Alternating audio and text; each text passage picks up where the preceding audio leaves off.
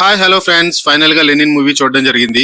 అయ్య గారు అఖిల్ ఫైనల్లీ ఒక డిఫరెంట్ అటెంప్ట్ తో ఆడియన్స్ ముందుకు వచ్చేసాడు. Lenin just regular love story కాదు, మహాభారతం రిఫరెన్స్ తో డిజైన్ చేసిన యూనిక్ విలేజ్ డ్రామా. స్పాయిలర్స్ లేకుండా సినిమా స్టోరీ చూస్తే ఫస్ట్ లుక్ ఇది హీరో హీరోయిన్ లవ్ స్టోరీలా అనిపిస్తుంది. కానీ ట్విస్ట్ ఏంటంటే ఈ లవ్ స్టోరీ అంతా ఒక స్పెషల్ విలేజ్ బ్యాక్ డ్రాప్ లో జరుగుతుంది. ఆ విలేజ్ లో ఉన్న ప్రతి క్యారెక్టర్ ని మహాభారతం క్యారెక్టర్ రిఫరెన్స్ తో కనెక్ట్ చేశారు. ఆ కనెక్షన్స్ వల్ల హీరో హీరోయిన్ ఎలా మారింది, అదే సినిమా మెయిన్ హైలైట్.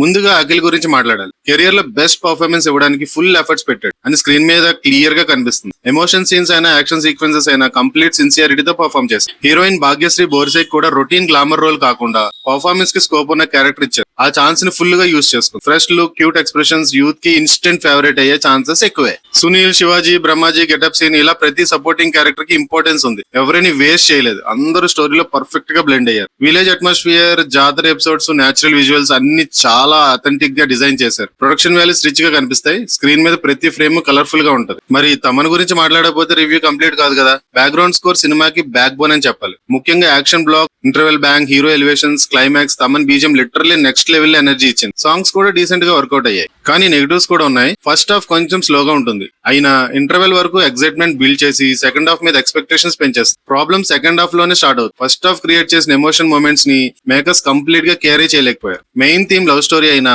పక్కన ఉన్న ఎలిమెంట్స్ ఎక్కువగా ఫోకస్ అవడం వల్ల లవ్ ఎమోషన్స్ కొంచెం డైల్యూట్ అయ్యాయి.